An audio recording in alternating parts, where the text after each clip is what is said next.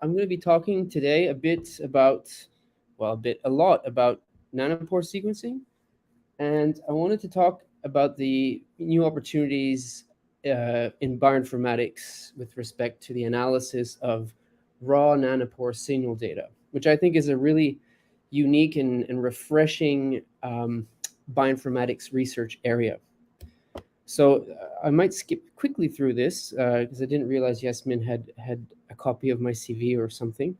But I originally did my studies at the Université de Montréal and did my bioinformatics degree actually in Quebec City at the Centre de Recherche en Infectiologie.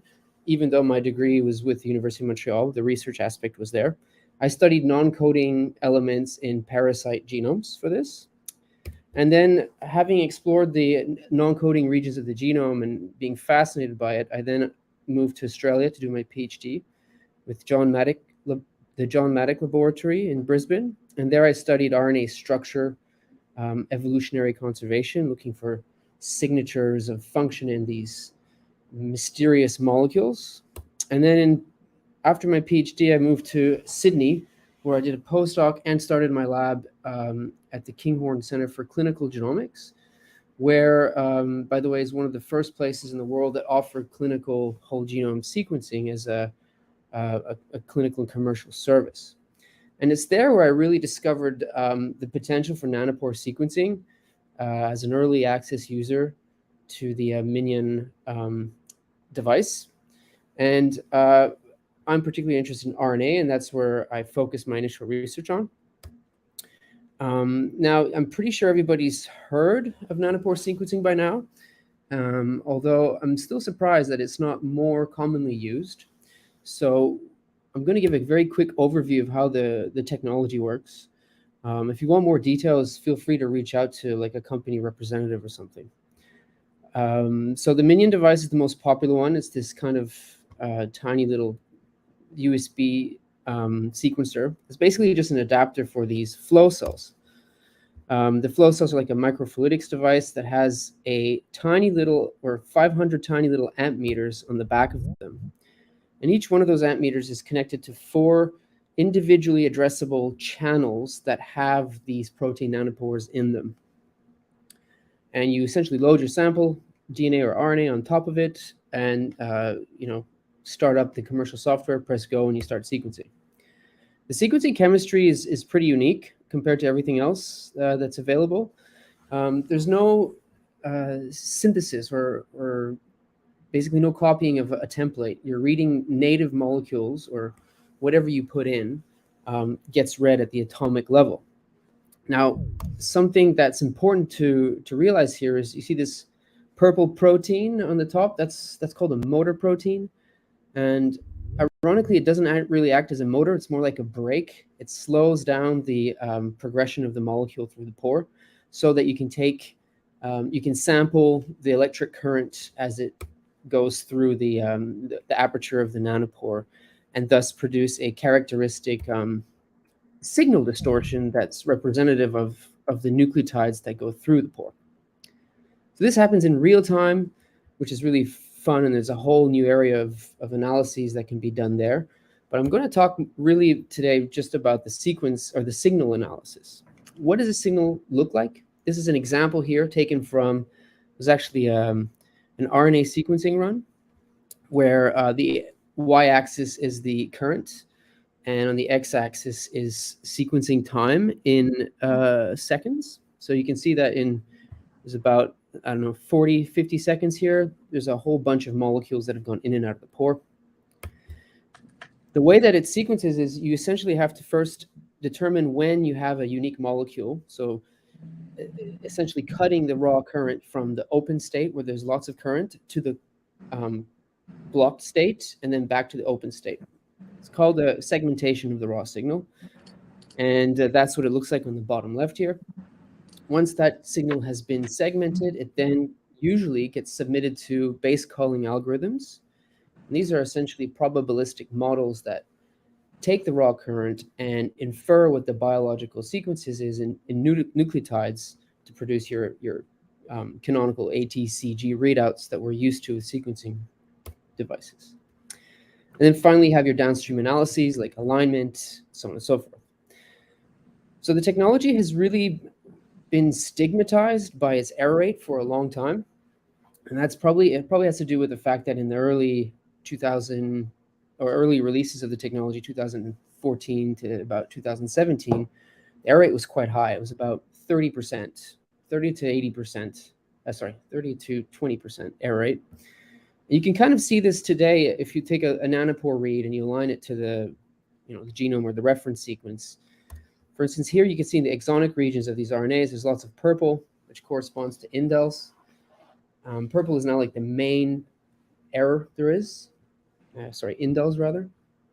But you'll also notice that you very nicely get distinct isoform patterns here, where you get reads that have exons in the middle here that are spliced out in other reads.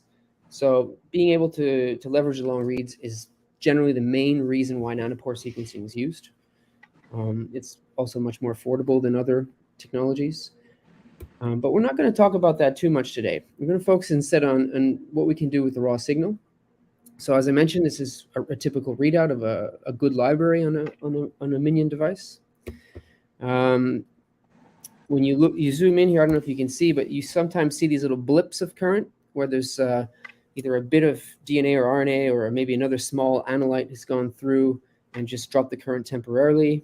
And then finally, you get this kind of stall here, and then the molecule engages, or the motor protein engages with the nanopore and tethers the polymer through. So the next step in going from your signal to your biological information is to segment at the level of the nucleotides. And this is a pretty tricky bioinformatics task. So on the top here, you can see the raw signal, and the different colors represent individual nucleotides. You'll also notice that it's sometimes hard to distinguish consecutive nucleotides between each other. They generally have a unique current level, but depending on the context, you can have very similar current levels, and that makes it kind of tricky for the bioinformatics tools to distinguish. Traditionally, what's done is this raw signal is first normalized or equalized, if you will, into what we call events or squiggles. And that's what you see in the bottom here. Essentially, what's used is a sliding window and a sliding window with averages and standard deviations calculated. And then for each window, you do a t-test to see if they represent statistically different events or not.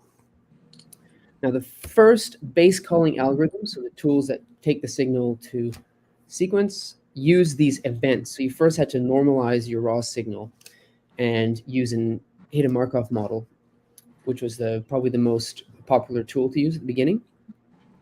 But around 2018 or so, more sophisticated deep learning algorithms have been applied that directly interrogate the raw signal without normalizing it into events. And you can imagine here there's less distortion because you're not approximating the signal, you're actually observing the complete signal. However, you do get a lot more variation, so you have to have a very sophisticated model that's trained for a while. More recently, the versions of the base colors that are used today are significantly more complex, and they incorporate different layers of architectures of deep learning algorithms to kind of get to a fairly respectable error rate. Like this is an example here showing the error rate over the past, I think it's from 2018 to 2020. And you can see drastic improvements of the accuracy. Now, what underpins this improvement is actually just bioinformatics algorithms. There's been progressive and iterative improvement of these tools over the past 5-10 years to get the technology to a point where it's almost on par with short read sequencing for accuracy. Now, there's other strategies too. They're introducing new nanopores and also duplex sequencing strategies where you basically sequence both strands of the same molecule, but we won't talk about that too much today. The take-home message here is that bioinformatics is much more powerful than chemistry, in my opinion. So what are the typical errors you get when you do this conversion? The main one, which is basically inherent to all nanopore sequencing, is homopolymers. So you have these, when you have a certain stretch of homopolymer, you're basically, you can't distinguish the current because it's the same current for all nucleotides.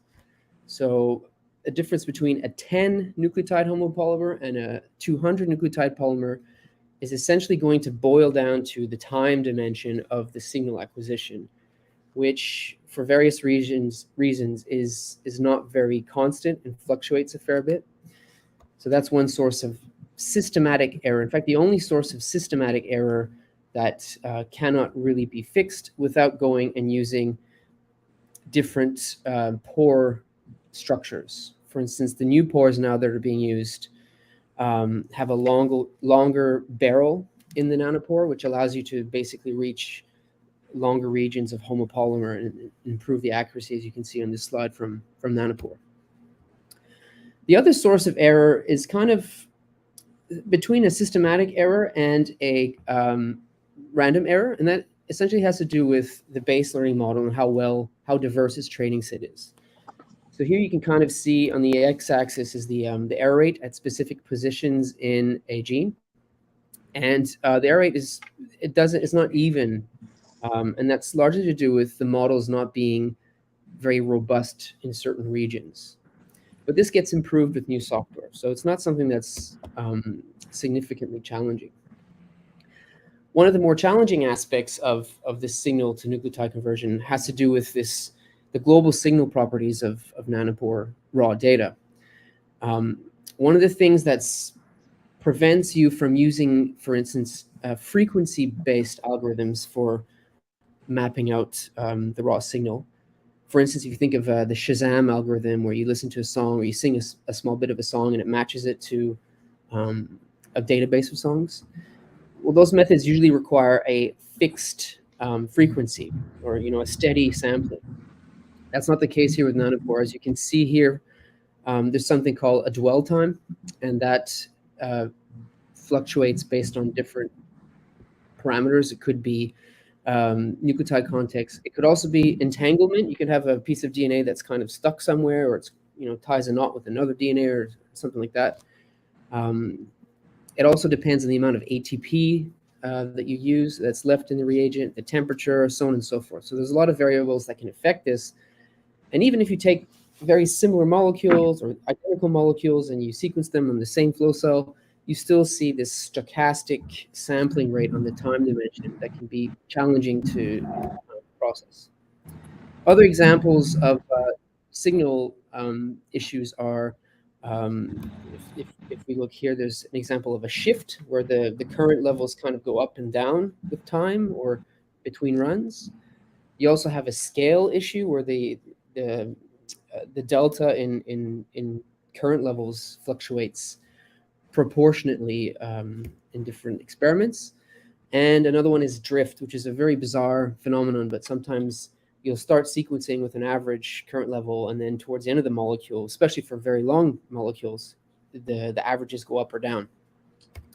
Fortunately, you can correct for all of these properties, except for the drift. The drift is one that's really hard to correct for. And the way to correct for this is to do basically a z-score normalization. You take a chunk of signal, you look at the average, and then you normalize that way.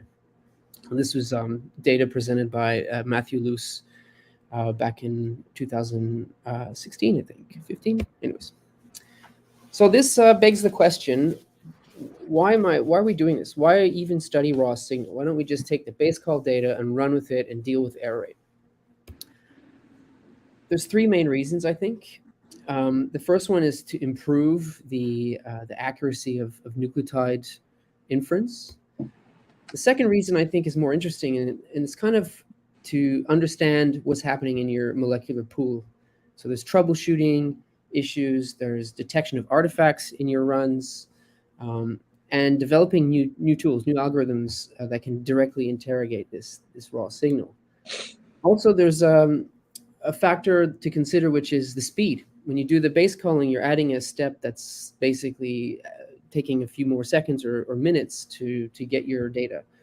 Why not just directly interrogate the raw signal? So that's one of the reasons where the raw signal is important. Finally, probably the most popular reason is for the detection of modified nucleotides, which is really a unique feature of third-generation sequencers, where you can go and look at native molecules and pick up stuff like methylation or other base modifications. And these will generate a unique current trace because the atoms have a different structure, and that's just sitting in your data ready to be mined. So I'm going to give you an example of why we shifted, or why my research shifted towards raw signal analysis. The example I'm going to give is a paper from a few years ago that we published, where we wanted to better understand the oncoimmune dynamics in cancer. So this is your typical single-cell sequencing data. In this case, it's mostly white blood cells from a patient's lymph node. This patient had breast cancer, and the surgeons went in and resected the lymph node that was associated to the tumor, which is pretty cool. And then they sequenced it with Illumina and got this gene expression profile, as you can see on this t-SNE plot.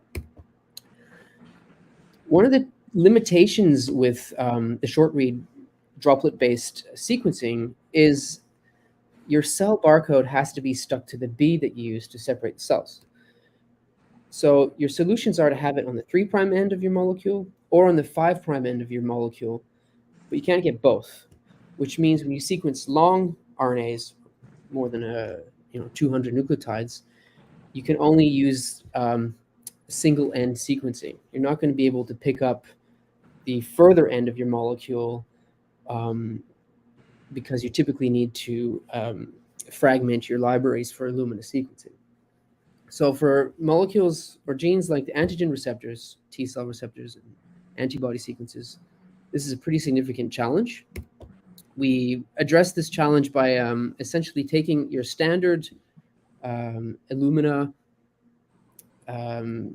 plus 10x Chromium single-cell sequencing protocol, and we added a step where we split the cDNA library into two, and then we sequence the one of these two fractions on Nanopore to generate long reads.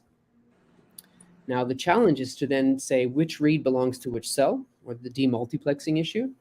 And to address that, what we did is we took the short read sequencing data, extracted the cell barcodes out of this data, and then searched for those barcodes in the long read data to be able to assign individual long reads to cells. This worked great, and there's some really cool data in this paper showing that you can track lymphocyte populations and look at splicing events and stuff like CD45 and other genes that are important for tagging the state of different cells. But the big problem was we're getting very low recovery at this demultiplexing step for the long reads. The error rate at the time was about 10%, and that meant that your 16 nucleotide barcode on average was getting 1.6 mismatches. And therefore, you wouldn't get a perfect match, and you'd have to kind of guess if it was the same barcode or not. So we're losing about 70 to 80% of the long read sequencing data because of this limitation. So we wondered, how can we improve this this recovery? And we thought, well, why don't we go look at the raw signal? The raw signal doesn't have an error rate. It's just, it fluctuates, but it's direct observations. And this is what the raw signal for a 10x barcode looks like. Oh, pardon me. So you see here at the beginning, you have this adapter stall, and then finally the nanopore adapter and a PCR adapter, your cell barcode, and your unique molecular identifier, followed by your homopolymer stretch for the poly A. Now, the tricky part here is that if you want to go look at the raw data, you need to be able to pull out the region of interest. And this is where we realize that there's basically no tools that allow you to go and play around with raw signal data very well. So together with James, my research assistant in Sydney, we set out to basically publish the scripts that we were using to do this kind of analysis. And that came out in bioinformatics a few years ago. And the Squiggle Kit toolkit is, I think it's kind of like the starting place if you want to look at raw signal. It's got many different functionalities that I'll go through quickly. The first functionality, which is now a little bit obsolete, is kind of to just pull out the reads of interest from your sample. So The native format from Nanopore is called FAST5, and it's basically an HDF5 format, which is a binary kind of archive of information. It's very messy to play around with, and it's slow, and I'll talk about that later. But the more important tools here are, once you have your files of interest, you want to be able to pull out the electric current data, and visualize it. So that's what these two tools do, squiggle pull and squiggle plot. Squiggle pull also allows you to not just look at the raw data, but you can normalize your data. So you can do that z-score normalization I talked about earlier. You can also use different forms of normalizing the signal, which is handy for tweaking your algorithms. But essentially, it's just a very easy way to convert from HDF5 format to like a tab separated value that you can then look at in Python or R. The other tool that's included in there is the segmenter tool.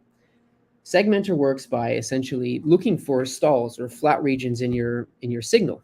And these, as you remember from the 10x barcodes, can be indicative of positions in your molecule that are of interest. For instance, you can find the poly A sites in your RNA sequencing data to identify boundaries. We benchmark this segmenter tool. How would you benchmark a tool that kind of you don't have like a real truth set? So our challenge was to actually generate a truth set for this. And the way we did it was not very sophisticated. James spent several hours manually looking at squiggles and using with his cursor, identifying the position where there was a change in current surrounding these homopolymer or these stall regions. And then we benchmarked it with different tools, different algorithms that you can select in Segmenter. Finally, probably the most useful tool in this package is the equivalent of like a BLAST function or a control F for raw signal. We call this MOTIFSEQ. And what MOTIFSEQ does is you give it a segment or a sequence of nucleotides of interest, and it will convert that sequence into prototypical electric current or squiggles. So the example here I'm using to show how to use this is you have a read that aligns to two different cDNA isoforms or RNA isoforms that differ slightly in their 3' ends. And you want to be able to distinguish which one is the right 3' end. So the way that you would do this is to take your two signals and align them together using an algorithm called dynamic time warping. It's a dynamic programming algorithm. It's very similar to something like Swift-Waterman or Needleman-Wunsch. Essentially, it looks at current differences and it tries to find the optimal path with a very small penalty for moving horizontally or vertical through this matrix. So next what we do is we take your query sequence or your target sequence. In this case, it would be a raw signal from the sequencer, and performs dynamic time warping on this query, and it identifies the optimal position within that query. So in this case, you can see right at the end of the poly A tail here is the beginning of the 3' UTR, and our signal here maps perfectly to the beginning and the end of that region, suggesting that it's indeed whatever isoform this raw signal represents. We also benchmark this by looking at the scores. So comparing scores of random or non-specific sequences to those that are specific to the motif of interest. And it's not 100% accurate, but it does a good job when you're in a crunch. Now, interestingly, this paper is 3 years old and it's already kind of out of date.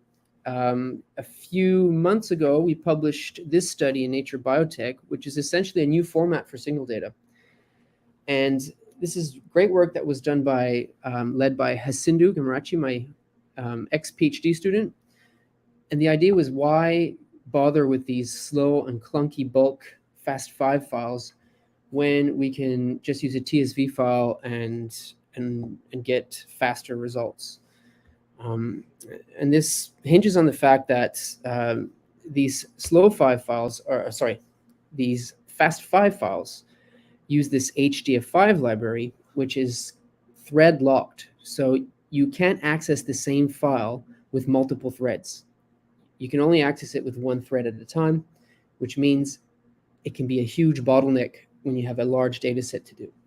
And that's what we found. So the idea here is essentially SLO5 it's a very sophisticated software library, by the way. I'm reducing it down to the fact that it's a TSV file, but it's much more comprehensive than that. These file formats, these flat files, allow you to access the reads individually in parallel, and speeds things up drastically. It also saves a lot of space. So the FAST5 files, the raw file that you generally want to save, because you can re-BASECALL from it, or you can go and look for new modifications and things like this, they take up a lot of space. They're huge files. So the below 5 version, which is kind of like the BAM version of SAM, below 5 with compression actually reduces the file size by about 25%.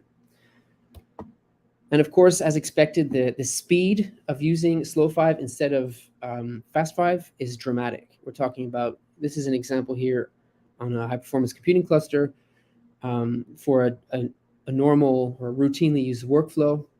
It's 15-fold faster, which is, it means you can do your analysis in the same day and not have to wait till the next morning to get your results. So the application there that I just talked about, the 15-fold increase, is an application that's very popular for nanopore sequencing, and that is the detection of 5-methylcytosine, or DNA-based modification. And that's really one of the strengths of nanopore and the raw signal analysis, as I mentioned earlier. Here's an example of 2 sequences. This is from a few years ago already. But in blue here, you can see the normal sequence, or the wild type sequence, and in red you can see the sequence corresponding to a knockout of an enzyme that confers a base modification, in this case 7-methylguanosine, in a ribosomal sequence. So the raw signal tells you that there's differences in the nucleotide composition. And interestingly, I'm going to tell or suggest that everybody stops doing bisulfite sequencing if they're interested in methylation, because nanopore methylation is much more sensitive than bisulfite sequencing and just as accurate. Here you can see an example of, in red here, are 4 different cell lines that were sequenced with nanopore and different replicates of bisulfite sequencing. And you'll notice, for instance, on chromosome 21, there's lots of regions that nanopore picks up because of the long reads, where you don't get anything with short reads and Illumina sequencing or bisulfite sequencing. This is interesting because there's a lot of differential methylation with, for instance, transposable and repetitive elements that are activated in cancer. Therefore, being able to look at their methylation status is very interesting. In terms of the accuracy and reproducibility, here's a PCA done on these samples, and you can see that nanopore actually clusters better with the samples than they do between themselves. So the typical pipeline to do this, the first one that came out was actually developed by Jared Simpson here in Toronto. Well, here it's nearby, it's not as far as Sydney. But the protocol, essentially, the pipeline is you get your raw signal, you would BASECALL that raw signal into nucleotides, you then align that signal to the genome or your reference, and you use that alignment as kind of an anchor to then do a raw signal-based mapping onto your reference. And this algorithm is called adaptive, actually there's a typo here, banded event alignment. In a nutshell, how it works, very similar to kind of a Smith-Waterman approach. On the vertical axis here, you have your observed events, so your normalized squiggles. And on the x-axis of your matrix, or the horizontal axis, you have the expected current levels for the k-mers that are in your anchor, your sequence anchor that you use for the alignment. And then it essentially just does a dynamic time warping type algorithm, matching the current levels expected and observed in a manner that's very efficient. So here we're using a diagonal, so we're not filling in the whole dynamic programming matrix, and we're sliding or adapting that diagonal based on the lowest score in the local region. And then finally, you do your backtracking at the end, and then you can identify positions where your expected modification or your expected current levels differ significantly from the observed signal levels. And if those overlap a CpG dinucleotide, well, it's more likely than not going to be a modified base, and you can use an odds ratio to essentially statistically validate that. That's what this tool does. Hasindu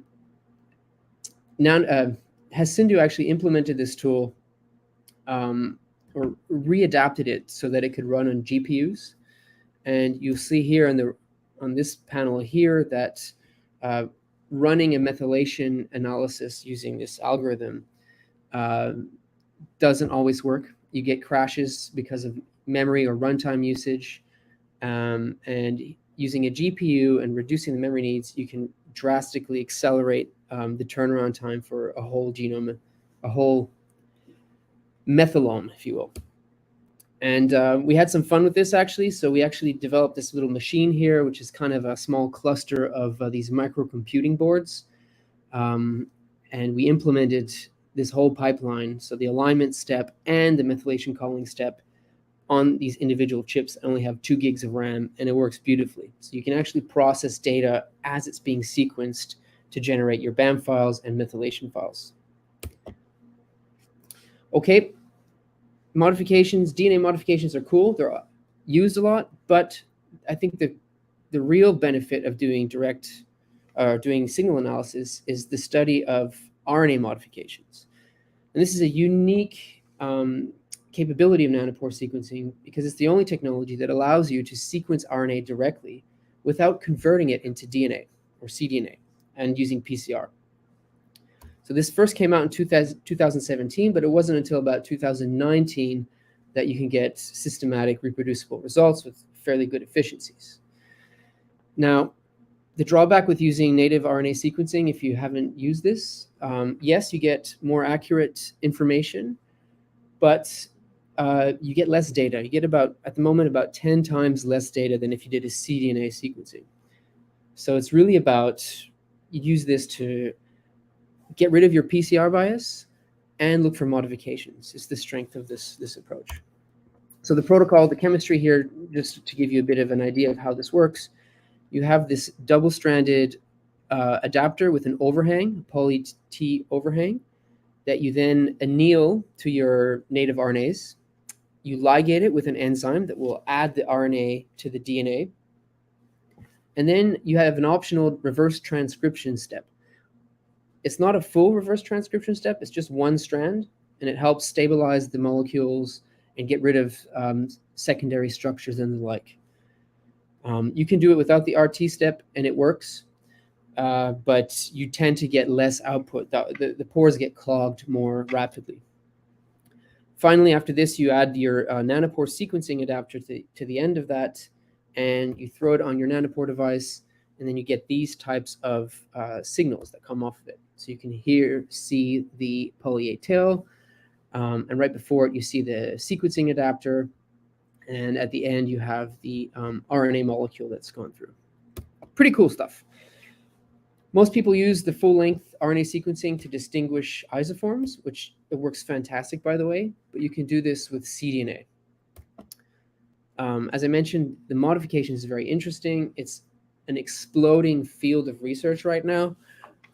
This very cool figure made by my colleague Nikki Yonkut shows all of the different modifications that are known in eukaryote or I think it's in all organisms. But in red, you'll notice are all the ones that have diseases associated to them, usually through mutations in the enzymes that confer these modifications. And highlighted in green are the tools for which there are methods that currently exist that aren't nanopore. And these are usually antibody-based or chemical modifications. And yeah, the only alternative way is to do mass spectrometry, and it can be pretty tricky to do. So we worked together with Eva Novoa in Barcelona. We worked on a tool that would allow us to pick up these modifications in a systematic manner. And the way we did this was we generated these control sequences that had every single possible combination of 5 MERs in them. And we cloned these into an in vitro transcription vector and produced RNAs from the different templates. So we would do it like a normal run where we have just normal RNAs without any base modifications. And then we would also do other runs where we would synthesize the transcripts by replacing one of the bases with its modified counterpart, which you could buy from chemical companies like Sigma and Fisher and so on and so forth. So the idea is then base call these and look and compare them to be able to pick up the differences between the different modifications. The first thing we did was just run these through a base calling algorithm. And here you can see on the top a pseudouridine base caller, or pseudouridine RNAs that are base called. In the middle is M6A, or M6A mod, a very common modification. And on the bottom is just your normal RNA without any modifications. And if you zoom in, you can see that, for instance, M6A has a much higher error rate than your normal RNA, and that has to do with the base calling algorithms. They're not trained on modified bases, therefore they introduce errors. And what's interesting is that these errors aren't random, they're kind of systematic. So there's signal in the error, which is pretty cool. So you can mine for that signal and develop a tool that will distinguish it from your normal signal. Just a side note here, if you look up pseudouridine, in the original implementation of this base caller, or when we first did these base calling, we got very few reads that were base called. But if you looked at the raw signal, it was indistinguishable from a normal RNA, really highlighting the fact that the base calling algorithms need to be trained on modified bases if you want to be able to pick them up reliably and systematically. So this was Eva's brilliant work here, where essentially she compared these different regions between the normal RNA and the modified RNAs and looked at all the different features of them and compared them between replicates. And you can see here, for instance, that the base calling accuracy significantly differed between normal and modified. So by leveraging this information, you can build a support vector machine or another machine learning classifier that would distinguish between these different properties.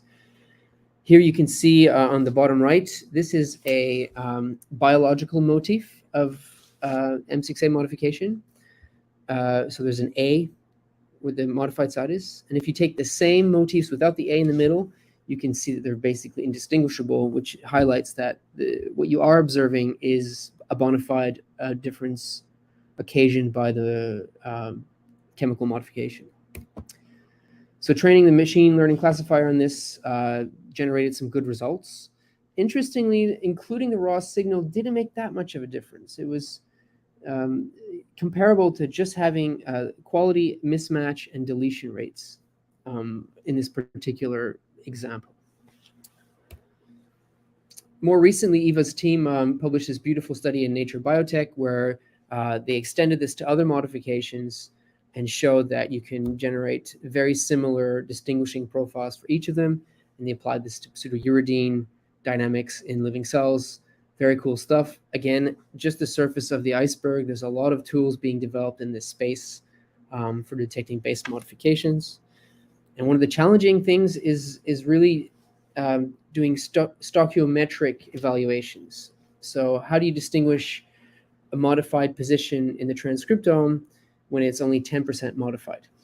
That's about the rate of the error rate of the sequencing or the base column.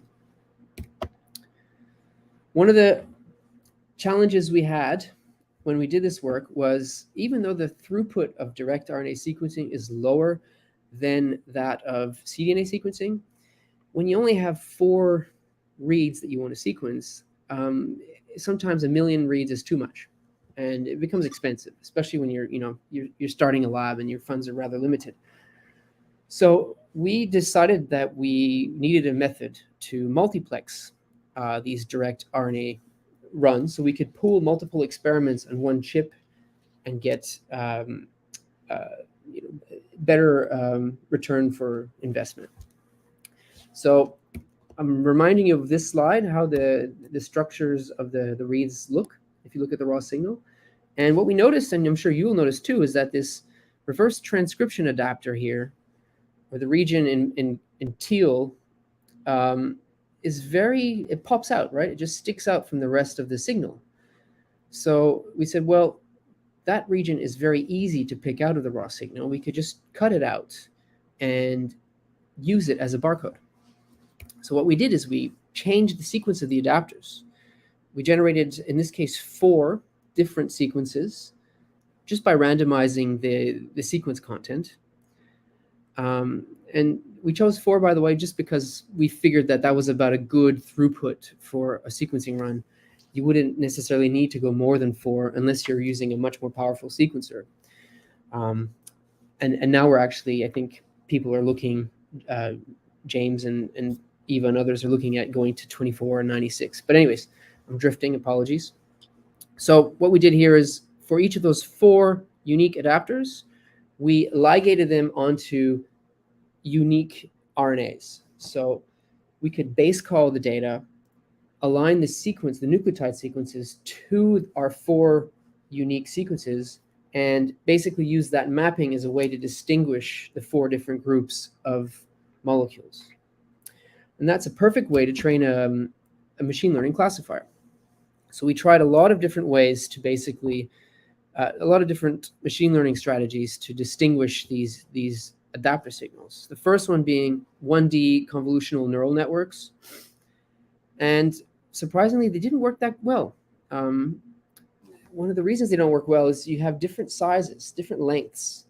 And most 1D CNNs need a fixed length to do the classification. So this was a bit troublesome. It wasn't the end of the world, but also our classification results weren't that great. And it was my colleague Tanzel, or Savas, who I was supervising at the time, who came up with this brilliant idea of converting the 1D signal into a 2D image. And his motivation, or his rationale for this, was that he could use 2D CNNs, which are, there's a lot more work that's been done on these architectures to improve the classification accuracy. Initially, he did black and white images, but then we tried color and we got even better distinguishing ability. And the way this is done was using something called Gramian angular summation fields, essentially a way of kind of looking at peaks in your data and plotting it into pixels. So this is what data kind of looks like when you run this on the adapter regions. And I've looked at hundreds of these, and I convinced my brain that I could distinguish adapters just by looking at these 2D barcodes. But I'd invite anybody here to tell me which of these barcodes is the same and which one is different. You might think that you can distinguish some of the features, but you think you're onto something, but you're not. The human brain, it's not as accurate as an in silico model. So the first row, second row, third row, fourth row here correspond to the unique barcodes. We ended up using a ResNet model, so residual neural network, to train on this. A very shallow one. It's only about 20 layers deep. And the output was 4 fully connected layers corresponding to the 4 different barcodes. And our results were phenomenal. So on the top left here was the validation set. So this was a left out set that was used on our training set. And we got almost perfect accuracy. When we did independent replicates, the accuracy dropped a bit by about 5% or so, 2 to 5%, or 1 to 5% rather. But this is not surprising actually, because in these replicates here, there are actually different chemistries that were used. So we trained on a chemistry that was basically the second version of the chemistry, the direct RNA sequencing chemistry. And then our replicate 1 here is the first version of the chemistry. So despite having completely different well, not completely different, somewhat different properties in the signal data, we're still able to classify it correctly. Replicate 5 was the same chemistry, so it's essentially an independent biological replicate, if you will. But we were wondering why it wasn't perfect. So we looked at some of the misclassified reads, and this is where, you know, raw signal interrogation is actually useful. What we found is there were... Continue. We're good? Live streaming is on. There we go. So yeah, interestingly, when we looked at the raw signal of these misclassified reads, we realized that they weren't actually misclassified reads, or most of them weren't. What we saw was that, for instance, if you look at these guys where there's a circle, there's actually a spike of current from just 1 or 2 current points where the nanopore was actually open and another molecule came in. But the segmentation step, so you remember one of the early slides, you know, when you have to identify when you have a new molecule versus an old molecule, the segmentation step didn't work properly in these cases, and the first barcode was the one that was used for the classification, whereas it should have been the second one. So this occurred in most of this of the samples that were misclassified. Very rarely there were cases where it was actually, there was some weird glitch in the signal. So for direct RNA sequencing, this is probably more common than DNA sequencing. You kind of get like the stall in the signal, and it leaves this big kind of homopolymer-esque, I think that's a new word, artifact in the data. All right, so in summary, that's about it for today. I hope you guys gained a new appreciation for the power of raw signals for discovery and for improving sequence analysis. I hope you would have inferred that there's quite the high ceiling in this space. There's a lot of new tools that can be developed, and there's room for much more efficient algorithms. Many of these tools that exist are slow. For instance, there's algorithms that are in the finance sector or in voice recognition that are new to bioinformatics and not typically used in bioinformatics that can be leveraged for signal analysis. I also hope that you learned, or you found out that looking at raw signal is an important first step. When you want to go and explore these data, you have to have the appropriate tools that will easily let you navigate the raw signal dimensions, and that raw signal analysis can be more accurate than sequence analysis, especially when your base calling models don't work very well. And finally, we have opened, or Nanopore have opened, Pandora's box for the study of epitranscriptomics, as some people like to call it, or RNA modifications. And I really think there's going to be a huge amount of biological discovery that will be based on this. So acknowledgements, a big shout out to my previous collaborators and current collaborators. We're still in contact. Particularly for this work, Hasindu James at the Garvan Institute, and Tanzel, who's now doing a PhD at UNSW Sydney, and also Eva, with whom we had a lot of fun working, and Ozan, who just finished his PhD, and he's looking for postdoc opportunities, and also Jared Simpson in Toronto, who developed this nano-polished DNA methylation pipeline. Also, I just want to point out that 2 of my students, Leah and Christina, are working in the signal space, but I'm going to let them present their work perhaps at a MonBUG meeting in the future or at other conferences nearby. And of course, like everybody else is, we're hiring.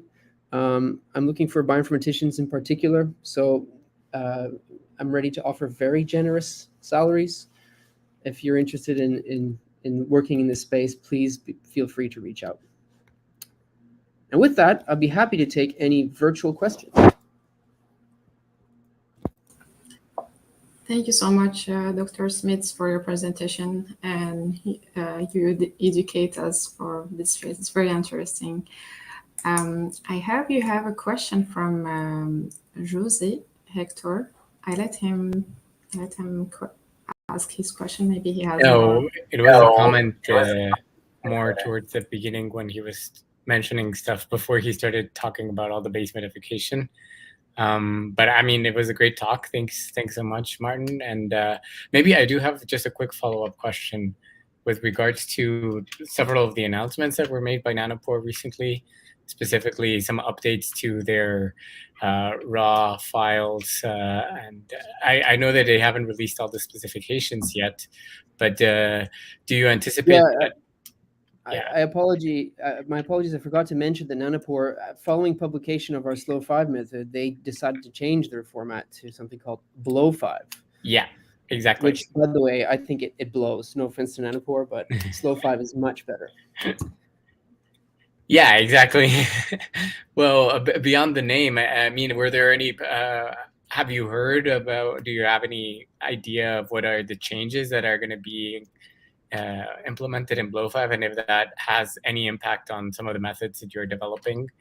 I don't think so. Most people are probably going to be using SLO 5 because of the software libraries are much more efficient.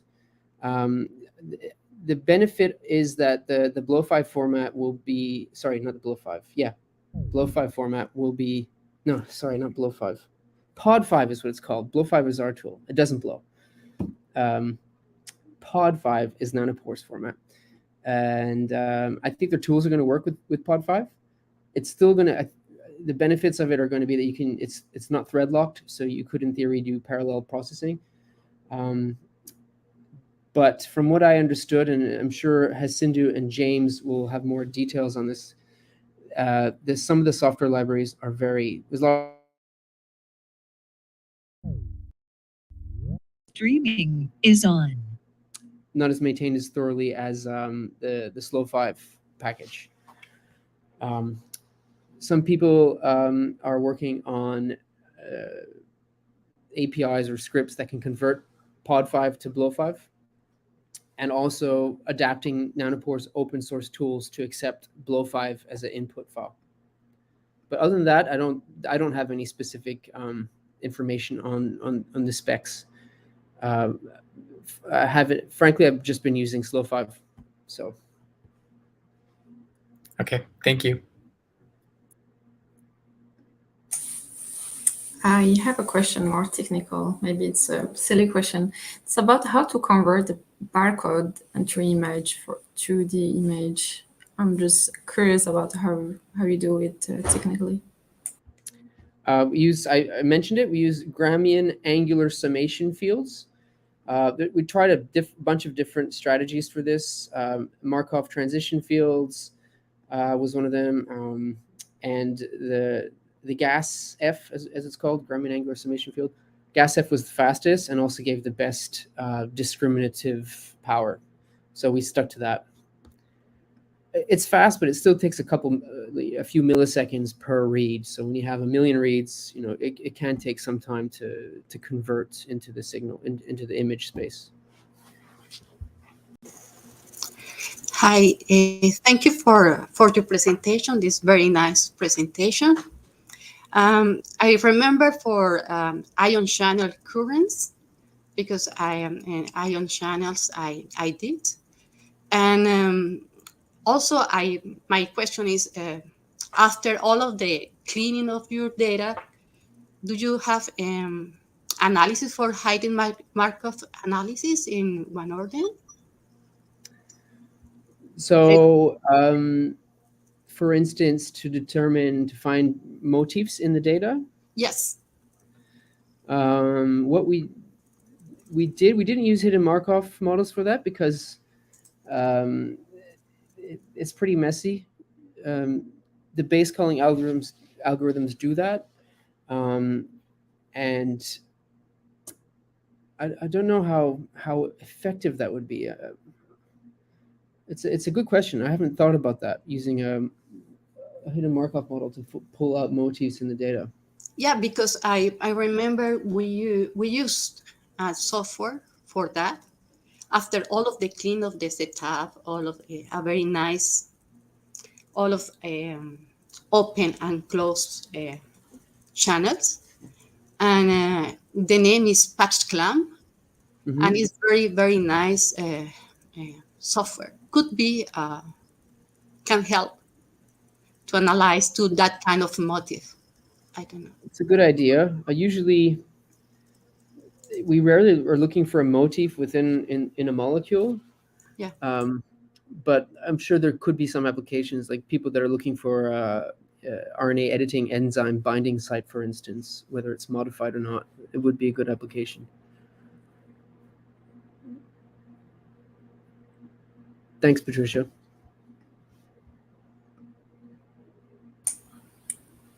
Do you have more questions?